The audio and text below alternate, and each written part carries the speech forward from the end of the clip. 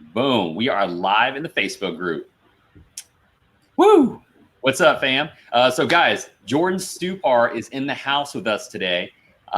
We are in the Facebook group live right now. If you're watching this replay on YouTube, make sure if you want to see more of this stuff, go to my Facebook group, links in the descriptions, and obviously subscribe to this channel because it's the best channel on the internet. And so Jordan, man, you know what I'm going to do? I'm going to put your name underneath here in case people don't know what's up already. So bro, I'm excited to have you. I've been watching you for a long time since the origin, which we'll talk about that now. Really excited to see where you've gone with all this. Honestly, when I saw you at your previous career, from the get-go, you stuck out. And I was like, this guy should be doing his own thing. So I'm really excited to have seen you done that. So bro, drop it on us. Tell us your origin story, where it started, and where you're at now. Yeah, so I'll give you the shorter story because I could probably write a book on this whole thing. But name's Jordan Stupar, and I'm from born and raised Milwaukee, Wisconsin. I think the beginning of the journey starts when I got fired from Chili's. I was serving tables and got into sales. I started door to door.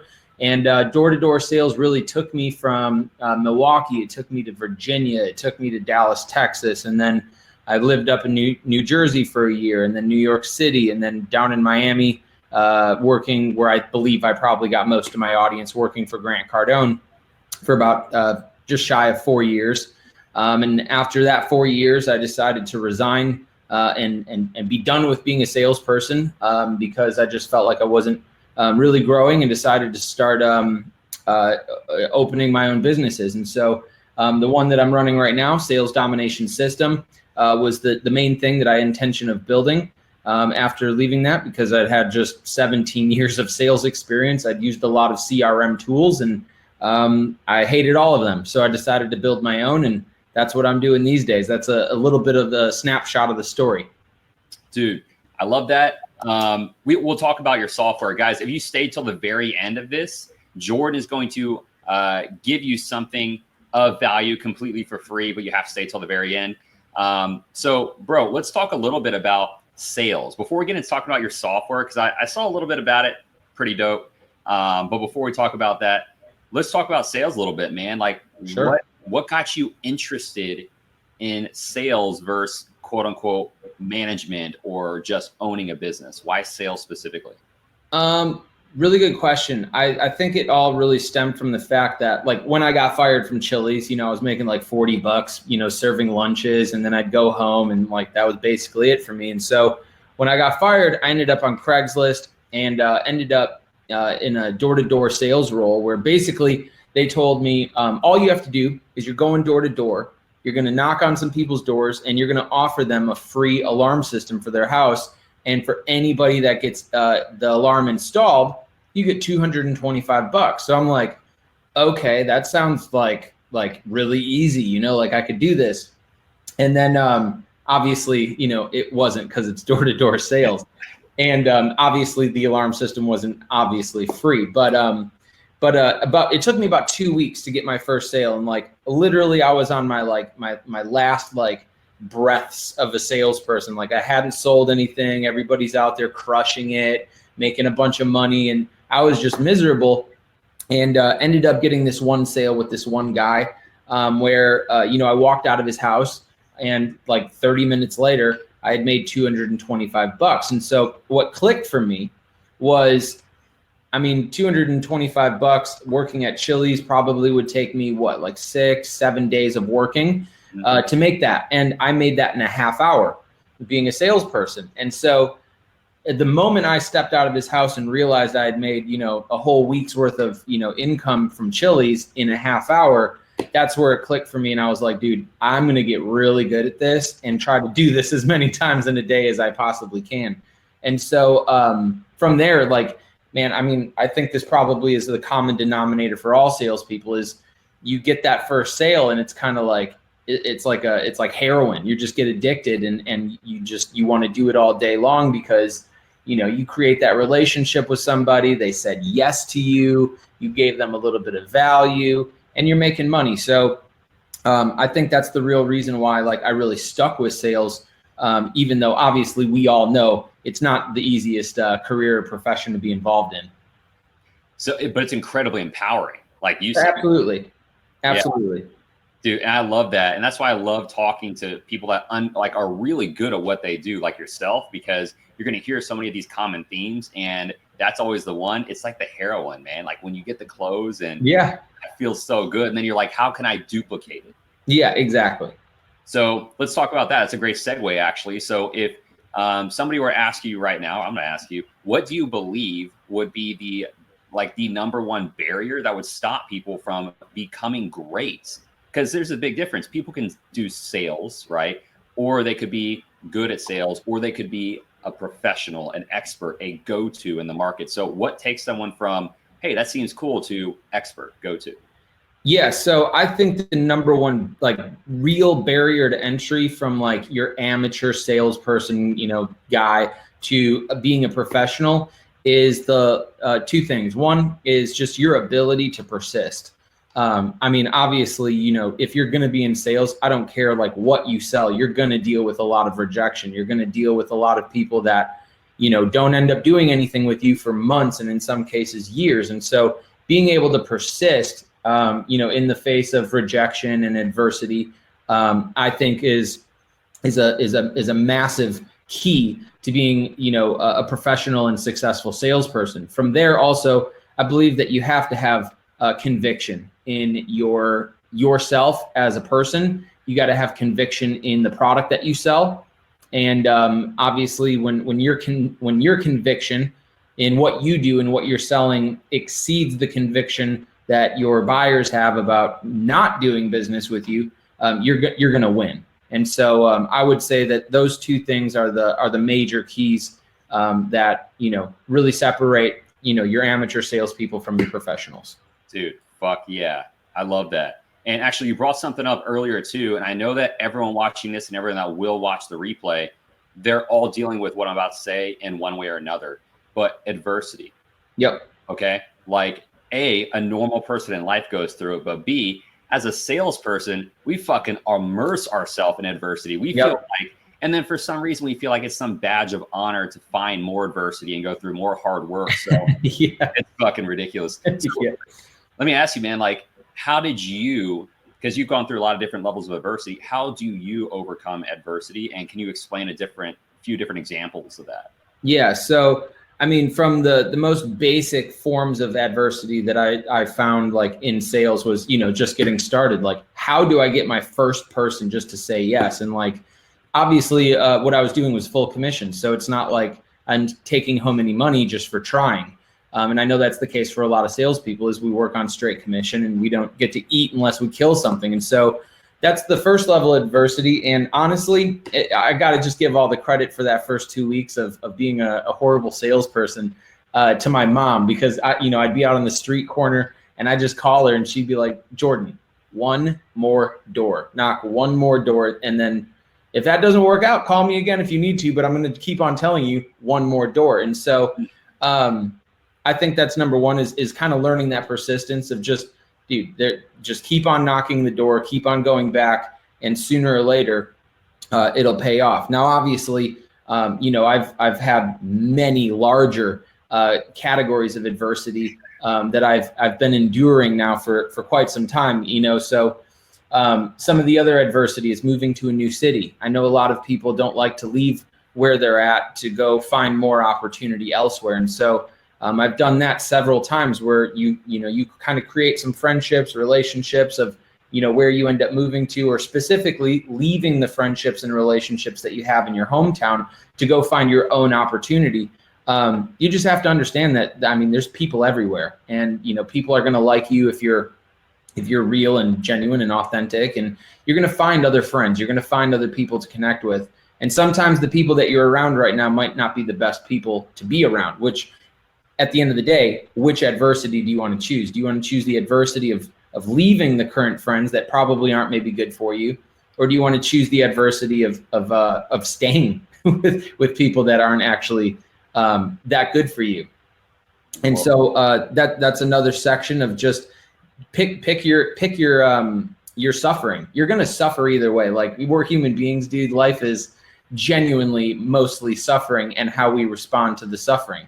Do you want to grow, or do you just want to suffer the way that you're suffering? So, and that's where growth, that's where growth comes from, is being able to go through challenge and grow through your challenges. And so that's another thing. And then of course, like my biggest adversity, the biggest thing I've ever faced was a lawsuit from my former employer for starting a business. And so I was well outmatched money wise. My war chest ran out real quick, and it's not an easy setback at all to see what you've built literally get destroyed in 6 months or less, and then have to learn how to pivot. And so if I could give anybody any encouragement or even just a little bit of advice on how to deal with adversity, one, understand it's temporary. It's going to go away sooner or later. It could take 5 years, could take 10 years, but sooner or later, all adversity, all challenges, they all go away, because everything is a cycle. And so that's one thing to understand. The second thing to understand is that as you're going through adversity and challenges, that you have to learn how to pivot. And so, one of my first business that I started was sales training. And I actually ended up being extremely profitable beyond my own expectations. And then my business got temporarily shut down. So when you're doing that and you can't make any money because you're being temporarily shut down, what do? Well, I pivoted. And so that's really the second reason why Sales Domination System exists. But it's something that I had to do because of adversity. I had to pivot, and now obviously there's enough adversity growing a tech company, but that's its own problems. But doing this allowed me to overcome the challenge of what am I going to do for work? So just learn how to pivot, and pivoting is crucial to your own success. Dude, and that's why I resonate so much with your story. It's so funny. Like, if people are wondering, like, man, why is Rob bringing so many salespeople into this group lately? And the reason why is common themes. I want everybody to see these common themes with top level producers like yourself. And the other thing is, we had somebody else on, went through like a bunch of different, not just lawsuits, but like getting convictions, things like that, which, I went through, and then so it helped me resonate with them. But what made me resonate with you, man, was that you dealt with this lawsuit and bounced back. And yep. I remember starting my agency, and people in this group know my story already, but I got hit with a cease and desist, a lawsuit from the Yellow Pages, because I started to scale quickly, and they saw that, and my whole business collapsed overnight. Yep. And so that's why whenever I saw that happening to you, I was like, yo, I cannot wait to see how this guy bounces back, because I know he can do it. I'm just wondering which direction he's going to take. Yeah. So whenever you were pivoting, what was the first thing that went through your mind to where you're like, this is the direction I'm going to take through that adversity? Yeah. So the main reason leaving Cardone's office wasn't actually to do sales training.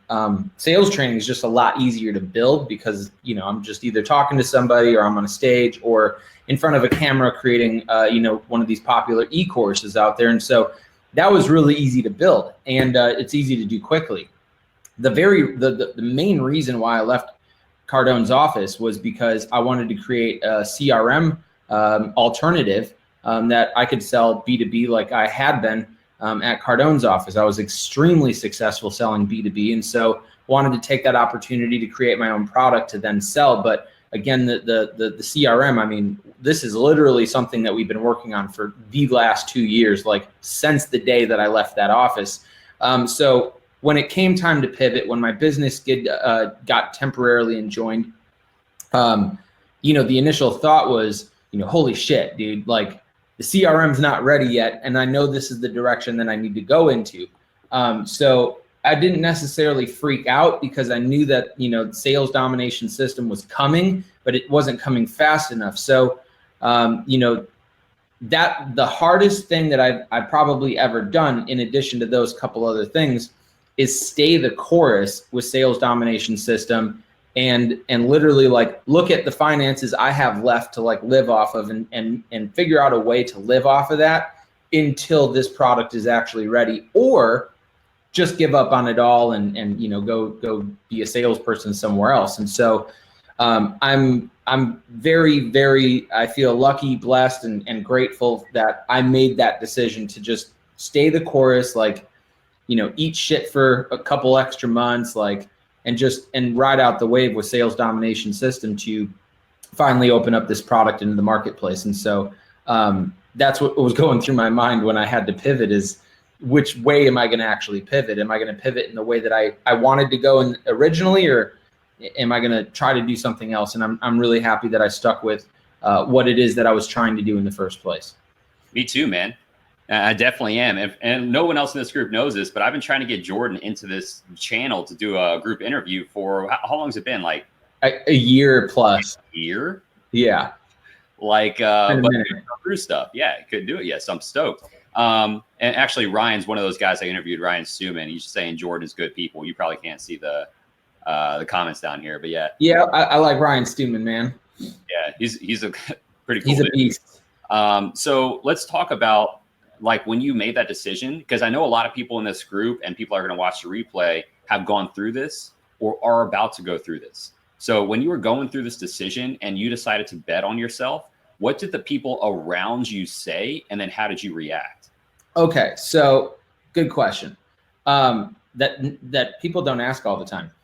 So when I decided to jump off the entrepreneurial cliff, what I was leaving behind was, you know, people have these golden handcuffs where, you know, you're making $120K a year and you kind of have some vacation time and, like, you have friends around you that you work, and, like, your commute is probably pretty short, and, like, life is just overall kind of, like, pretty good.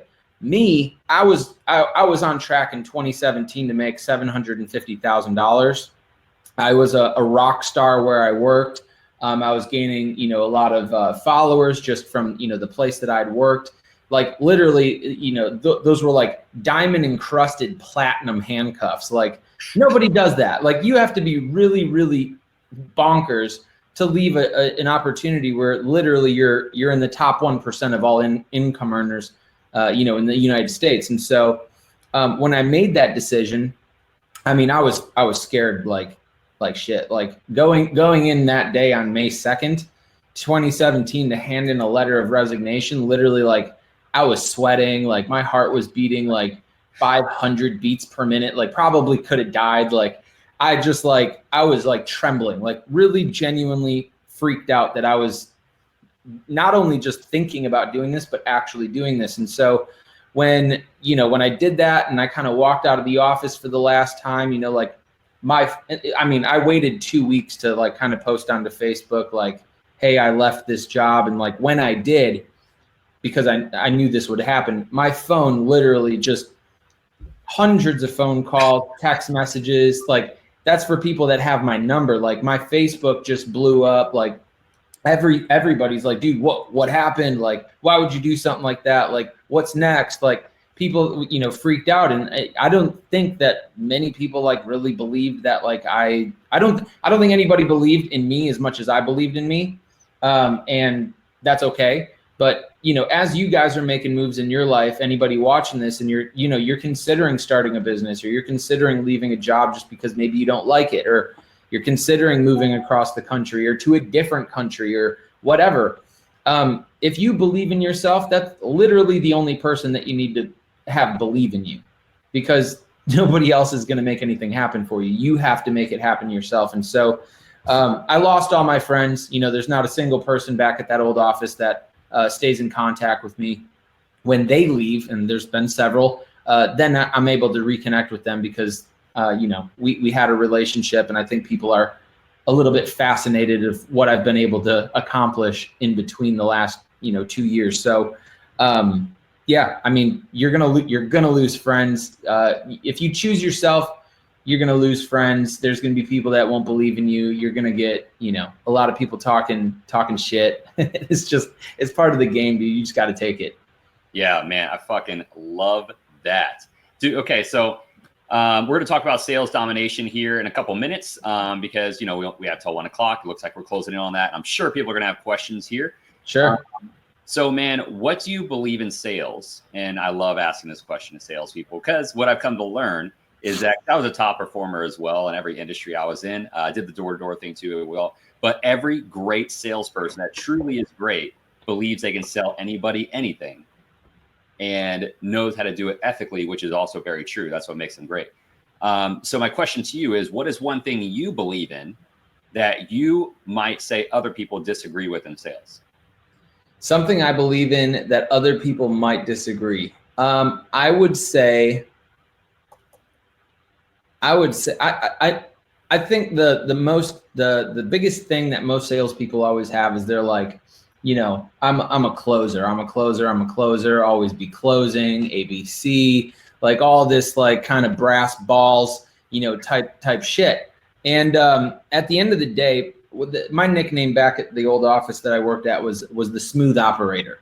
And I kind of was able to figure out a way, or at least a process that worked great for me and the people that I have, kind of duplicated it with, it works for them. But I kind of flipped everything and just flipped it all into value.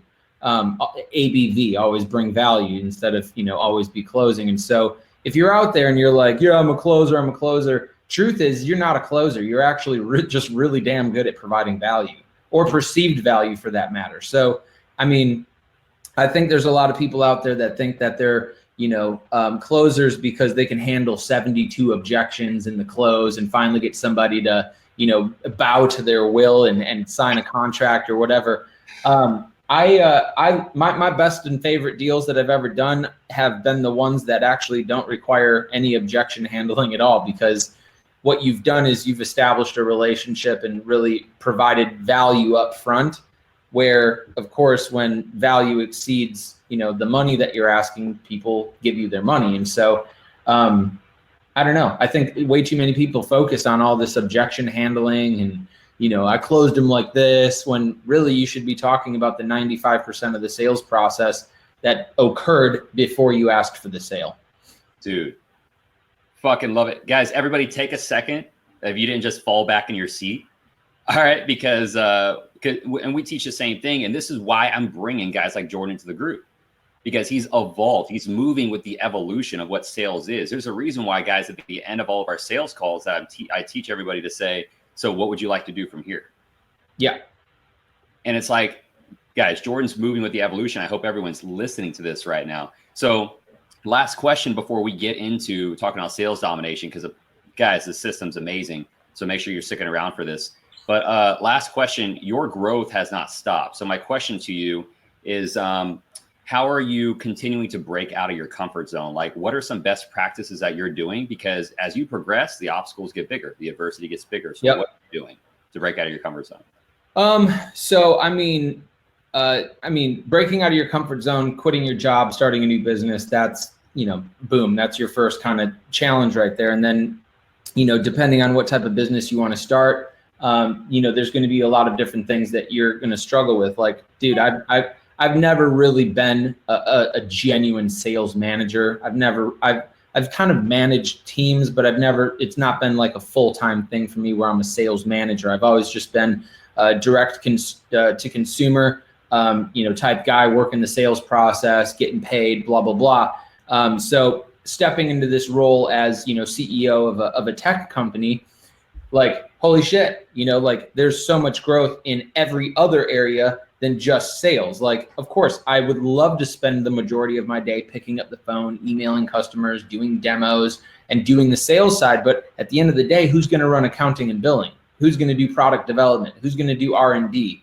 Who's going to do the hiring? Who's going to do the firing? Who's going to do all of these different things? And who's going to wear those hats? And unfortunately, and fortunately in the long run, that's me. And so every single day I'm growing with all of this stuff. Like, I have to manage a team. I have to check reports and analytics and make business decisions. And then, I have to do video editing. And then I have to, like, I just say yes to doing all of the things that I know I could hire out, other people to do right now. But as a startup, limited capital, no, I don't want to take venture capitalist money and grow that way, because I don't want anybody to tell me how I should run my business or build my product. And so these are all challenges I've chosen to tackle. And I mean, it's extremely difficult. I can't wait to write a book in 25 years about how I did my deal. And And at the end of the day, I make a decision every single day to put myself through as much hell as I can possibly endure, because I know that once I get through this, this specific challenge or this specific problem or this or that or the other thing, I know that I'm growing at the end of the day. And so like, a couple of days ago, I posted a video on Facebook, and I just told people, like, it's so easy on social media, man, to be like happy and like, look at me. And I could easily, just take his unlimited photos of me standing next to my Porsche or smoking a cigar with a glass of scotch and, be that whole happy influencer, follow me, I'm, successful. And I don't really like that route. So I just posted up an honest video, dude. The last couple of weeks, dude, I've been truly unhappy. Like I wake up and like, I don't want to wake up. Like I don't want to get out of bed. I don't want to deal with customer issues or employee issues or fire somebody or hear that there's been some type of issue with the product that needs to be resolved. I don't want to deal with any of that stuff most of the time. And so it's like very, very consuming, and it's very difficult. And for the last couple of weeks, I just been feeling unhappy because I'm in the middle of it. Right. And then I talked to one of my partners. He said, Jordan, dude, your success is unlimited. The levels of growth that you can achieve are unlimited. And you're always going to be in the middle of your growth and your problems. And so you have to just understand that that's the way that it's always going to be if you decide to choose to grow. Because, dude, you could stop right now. I could get rid of sales domination system. I could, go sell cars where literally my only problems are just, taking customers that walk into the store, whatever. But then I'm not growing the way that I want to grow. And so I just want to encourage everybody out there, if you're watching this and you feel like you're not growing, well, then you have to go swallow some pain first so that you can actually grow. Dude, guys, dropping bombs left and right. Here's the other thing I want to say too, man, because I watched you. I started watching your career when you were at Cardone's office. Yeah. I watched you transition out and where you're at now, and talking to you now, I can say this with like validation, and I enjoy watching people in growth, because this happens to everyone, is that your entire demeanor, approach, and delivery and how you're projecting yourself, everything has evolved. Yeah. And dude, it's fucking awesome. I love it. That's what makes somebody great, constantly making yourself better, not necessarily just the company, but you as a person. Yeah. I don't think my company can get a whole lot better if I'm not. Dude, I love that. So I know that we have like 10 minutes, 15 minutes. So man, I want to give you the chance to talk about sales domination, because the platform's amazing. Guys, if you have any questions, drop them below. Abby says she fucking loves your honesty and authenticity. I do too, man, because so many people are fronting, and even if they're doing well, they're all about the rah, and like, you got to go. You'll burn out. How does that even help anybody? Like, like it doesn't, man. Like, I think it's easy to take the photo next to the 911 and post that up on my Insta and get a couple likes that people are like, oh yeah, he's got a cool car and he's successful.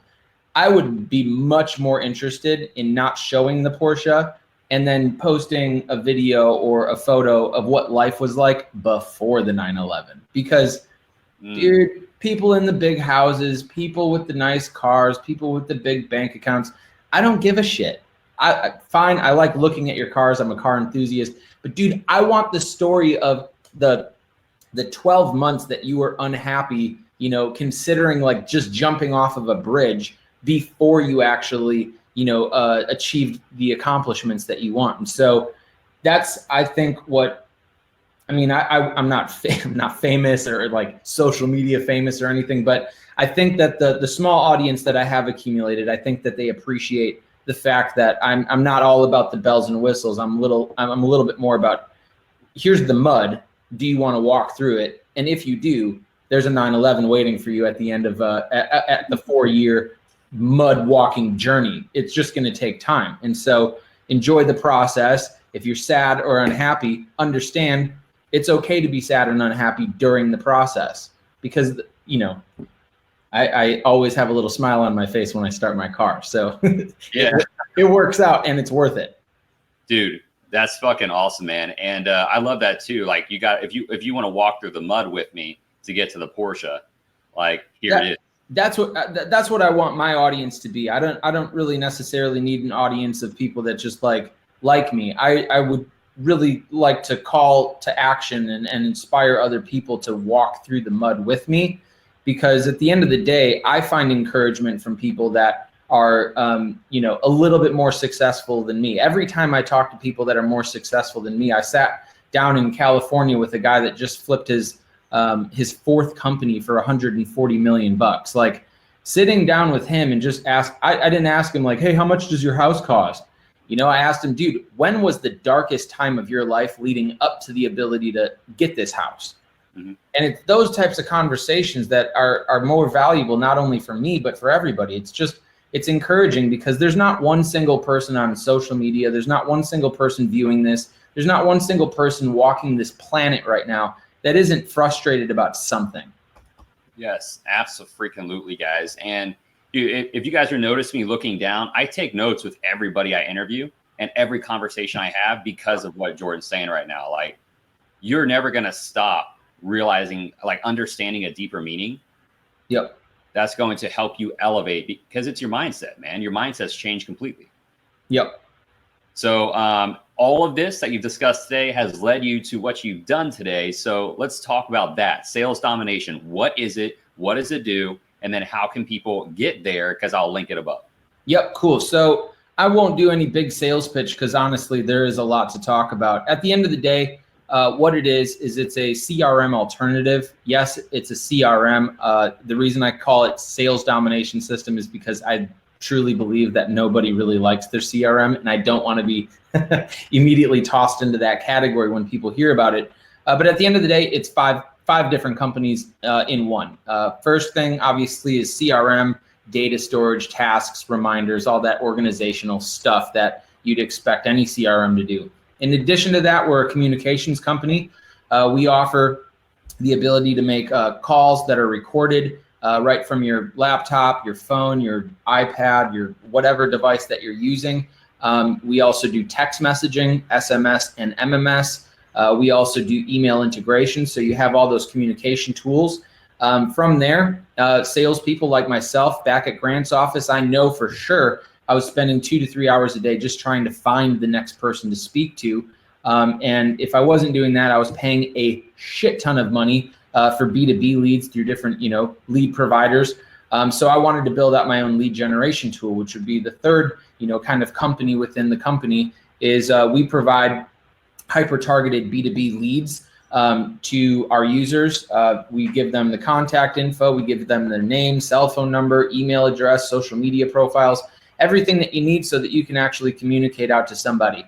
From there, the fourth company that's kind of within the company is lead enrichment. This is where you import your list of, say, 10,000 people. You have their name, phone number, and email address, but you want to do a little bit of homework on your customer without actually having to spend the time going to Google, finding their Twitter, finding their LinkedIn, finding additional points of contact and information. You click a button, we'll actually enrich that lead and provide you with all that additional data points. And we've got about 80 different data points, from behavioral to, interest to affinities, like, all the things you need to curate a better conversation with somebody.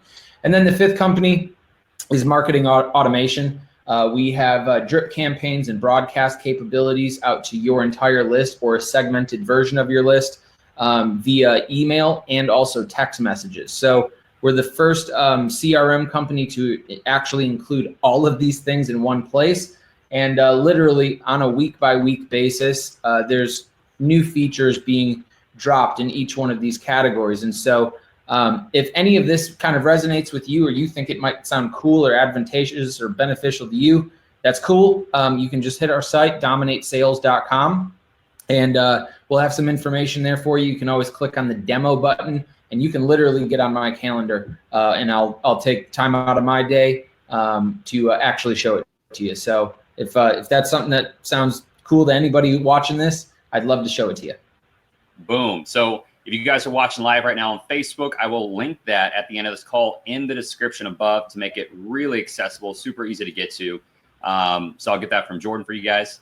But yeah, dude, this has been awesome. If you guys have any last questions, ask them. And while you're putting those in the chat box there, where can everyone find you, man? Like, what would you prefer? Like, what is your dominant platform?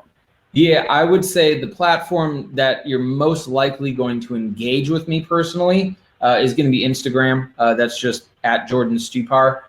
Slide into my DMs. I answer 100% of the DMs. But as far as just maybe getting some more information, kind of following the journey, YouTube is probably my favorite platform for just kind of sharing the longer playing content where, I can show you a little bit of the inside life of building a tech company and some sales stuff. That channel is just youtube.com/Jordan Stupar. And so I'm on Facebook, I'm on Twitter, I'm on, all these other platforms at Jordan Stupar. So wherever you guys like to be, that's where I'm at. Awesome. Kick ass. Well, man, I appreciate you jumping on. This has been awesome. Great insight. And again, love what you're doing, guys. Check out this CRM. And that's all we got. So awesome. Cool. Thanks, Rob, guys. really appreciate it. Yeah, absolutely, man. Thank you.